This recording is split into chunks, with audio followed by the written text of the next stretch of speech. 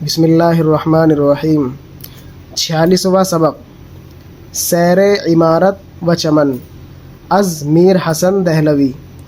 سفید ایک دیکھی عمارت بلند کہ تھی نور میں چاندنی سے دو چند، وہ نکھرا فلک اور وہ ماہ کا ظہور، لگا شام سے صبح تک وقت نور۔ جام پیالے کو کہتے ہیں، اسے ایاغ، ساغر اور پیمانہ بھی کہتے ہیں۔ روایت شعری میں یہ زیادہ تر شراب کے پیالے کے لیے آتا ہے۔ جم ایران کے ایک قدیم بادشاہ جمشید کا مخفف۔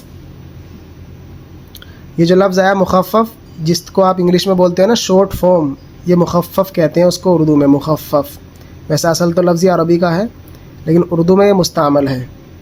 تو کہہ رہے ہیں کہ جو لفظ جم ہے اصل ہے اس کی جمشید، جیسے اتر پردیش اس کی اصل اس کا جو شارٹ فارم ہے وہ ہے یو پی، تو اسی طریقے سے جم شارٹ فارم ہے، جیسے یو پی شارٹ فارم ہے اور اس کا فل فارم ہے اتر پردیش، اسی طریقے سے جم شارٹ فارم ہے، اس کا فل فارم ہے جمشید۔ اسی کو انہوں نے اردو میں کہا ہے اور عربی میں کہا ہے مخفف۔ یہ ایران کا مشہور بادشاہ تھا۔ اس کے زمانے میں شراب کی ایجاد ہوئی تھی اور اسے پینے کے لیے جمشید نے ایک پیالہ بنوایا تھا جس میں 7 خط تھے جن تک شراب بھر کر مختلف حیثیت کے لوگوں کو دی جاتی تھی۔ کہا جاتا ہے کہ جام جمشید میں کچھ ہندسے اور شکلیں بنی تھیں جن سے زمین اور آسمان کا حال معلوم ہوتا تھا، اس لیے اسے جام جہاں نما بھی کہتے ہیں۔ فرہنگ ادب اردو صفحہ نمبر 83۔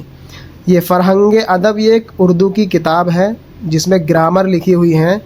تو یہ کہنا چاہ رہے ہیں کہ یہ جو ہم نے بات آپ کو بتائی ہے، یہ پورا اتنا لمبا، یہ کہہ رہے ہیں کہ یہ فرہنگ ادب اردو کتاب جو نام ہے، نامی کتاب ہے، اس میں لکھا ہوا ہے صفحہ نمبر 83 کے اوپر۔ بز گوسفند، بھیڑ بکری دمبا بکرا، نر مادہ دونوں کے لیے مستعمل۔ گنوار دیہاتی، پرے کو سرکنا دور ہٹنا، پنہا پوشیدہ چھپا ہوا۔ ظلمت شب رات کی تاریکی، رات کا اندھیرا۔ ناکام محروم، نامراد مایوس۔ حسرت زدہ غم زدہ، حسرت کا مارا شکستہ دل۔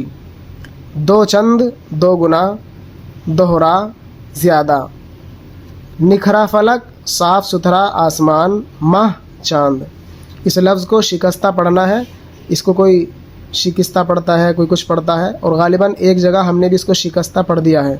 شکستہ اصل لفظ ہے شکستہ، کوئی اس کو شکستہ پڑھ دیتا ہے، کوئی کچھ پڑھتا ہے، جیسے ایک نعت ہے اس میں شکستہ پڑھا جاتا ہے، لیکن اصل لفظ ہے کیا؟ شکستہ۔ تو اگر ہم نے بھی کہیں غلط پڑھا ہو تو اس کی آپ تصحیح کر سکتے ہیں۔ شکستہ دل، اس کا دھیان رکھیں خاص طور پر۔ ہر ایک سمت و نور کا ازدحام، لگے آئینے قد آدم تمام۔ لبے نہر پر صاف جو غور کی، تو پٹری تھی وہ ایک بلور کی۔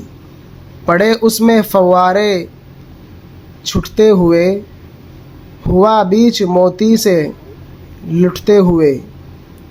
بنی سنگ مرمر سے چوپڑ کی نہر، گئی 4 سو اس کے پانی کی لہر۔ قرینے سے گرد اس کے سروے سہی، کچھ ایک، یہ ایک کا مخفف ہے، اس کو اس لیے پڑھیں گے ایک، کچھ ایک دور دور اس سے سیب و بہی۔ ہوائے بہاری سے گل لہ لہے، چمن سارے شاداب اور ڈہ ڈہے۔ چمن سے بھرا باغ گل سے چمن، کہیں نرگس و گل کہیں یاسمن۔ چمیلی کہیں اور کہیں موتیا، کہیں رائے بیل اور کہیں موگرا۔ خرامہ صبا صحن میں 4 سو، دماغوں کو دیتی ہر ایک گل کی بو۔ چمن آتش گل سے دہکا ہوا، ہوا کے سبب باغ مہکا ہوا۔ ازدحام یہ صحیح اور فصیح ہے اردو لغت جلد نمبر 1 صفحہ نمبر 417. بھیڑ، مجمع، ہجوم، جمگھٹ. یہ لفظ زحم سے مشتق ہے جس کے معنی ہے زحمت. جائے فارسی اور ہائے حوت سے لکھنا پڑھنا غلط ہے، یعنی ازدحام پڑھنا. یعنی یہ کہنا چاہ رہے ہیں کہ یہ جو ازدحام آیا ہے اس کو اس والے ہاں سے لکھنا، چھوٹے ہاں سے، یہ درست نہیں ہے، سمجھے، بلکہ اس کو بڑے ہاں سے یعنی ازدحام پڑھنا، یہ صحیح اور فصیح لغت ہے. نور اللغات جلد نمبر 1 صفحہ نمبر 325. قد آدم، آدمی کے قد کے برابر. لب نہر، نہر کا کنارہ. پٹری، تختہ. پک ڈنڈی. بلور، اس میں 3 لغت بتاتے ہیں، ایک بلور، دوسرے بلور اور تیسرے وہ جو ہم نے پڑھا بلور. چمکیلا پتھر.